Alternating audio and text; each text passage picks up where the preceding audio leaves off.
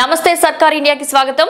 బీసీలకు 42% రిజర్వేషన్ అమలు చేయాలని కోరుతూ నేడు తలపెట్టిన తెలంగాణ రాష్ట్ర బంద్ లో భాగంగా సత్తుపల్లి పట్టణంలో అన్ని పార్టీలు బంద్ లో పాల్గొన్నాయి.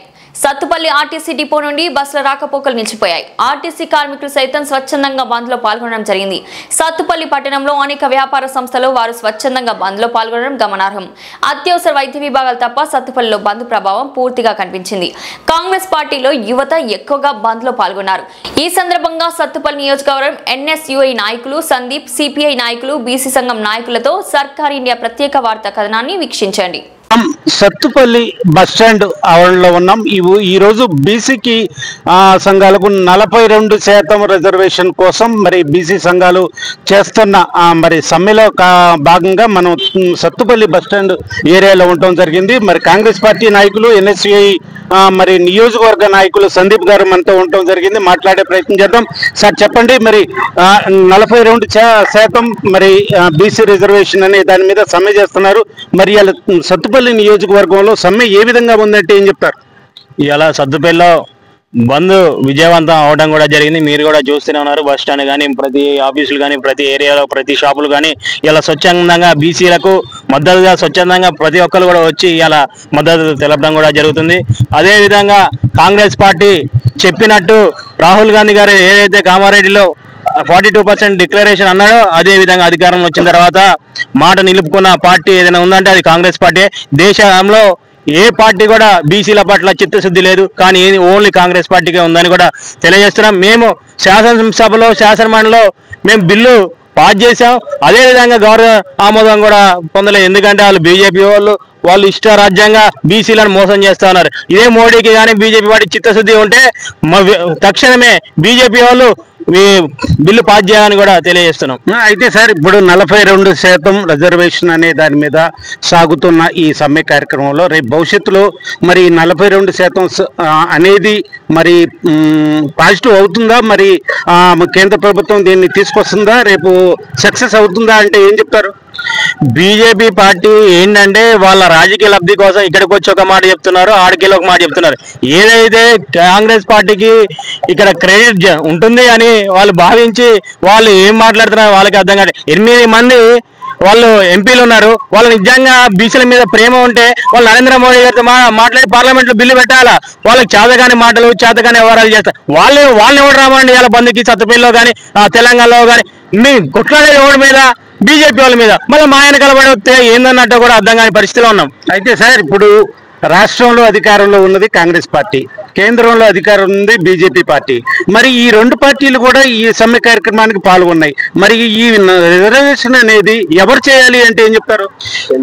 ఇప్పుడు కాంగ్రెస్ పార్టీ ఏదైతే ప్రజలకు హామీ ఇచ్చిందో దాని కట్టుబడి మేము ఉన్నాము. మేమేం చేయాలో మేము చేయాల్సి వచ్చింది.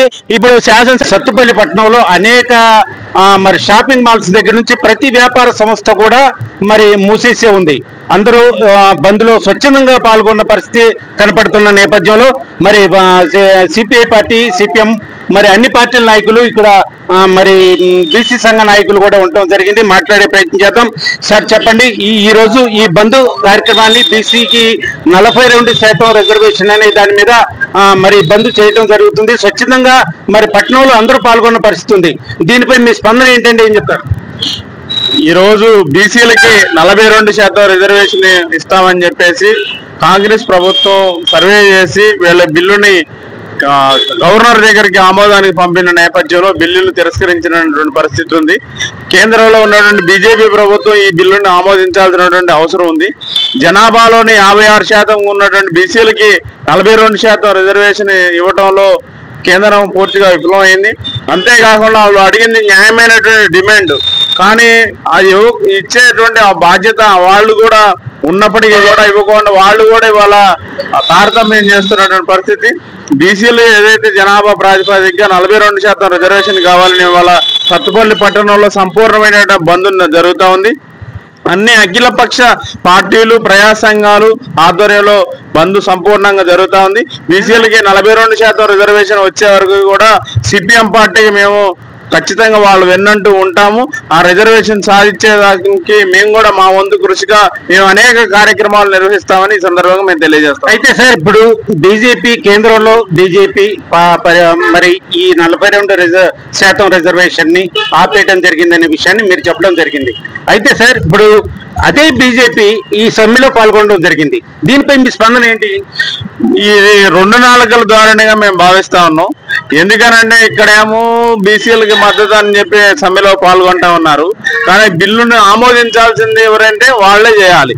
ఎందుకంటే కేంద్రంలో ఆర్డినెన్స్ తీసుకొచ్చి షెడ్యూల్ 9లో చేర్చాలని చెప్పేసి మేము ప్రజా సంఘాలుగా సిపిఎం, లెఫ్ట్ పార్టీలు మిగతా అన్ని కూడా చెప్తున్నప్పటికీ కూడా ఓ పక్కనేమో ఇక్కడ బీసీలకి మద్దతు ఇస్తున్నాం, మేము కూడా బీసీల పక్షపాతం అని చెప్పి చెప్తా ఉంది. ఇంకో పక్క ఈ బిల్లుని ఆమోదం కాకుండా అడ్డుకునేది కూడా బీజేపీ ప్రభుత్వమే.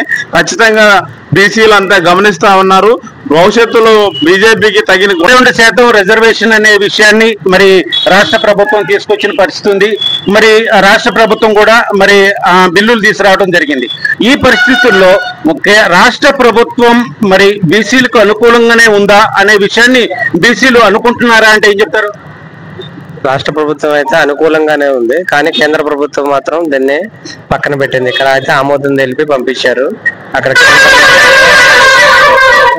అయితే సార్ ఇప్పుడు బీజేపీ నుండి వస్తున్న వాదన ఏంటంటే రాష్ట్ర ప్రభుత్వమే 2 నాలుకల దూరంతో మాట్లాడుతుంది, బీజేపీ మరి పూర్తిగా బీసీల పక్షమే అనే విషయాన్ని మాట్లాడుతుంది. దీనిపై మీ స్పందన?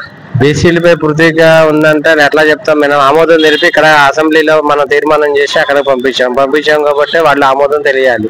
ఇక్కడ లోక్సభ అందరు సభ్యులు ఆమోదం తెలిపారు కాబట్టి వాళ్ళది కూడా మా పక్కనే ఉండాలి. కానీ లేదు, ఆమోదం తెలపట్లేదు.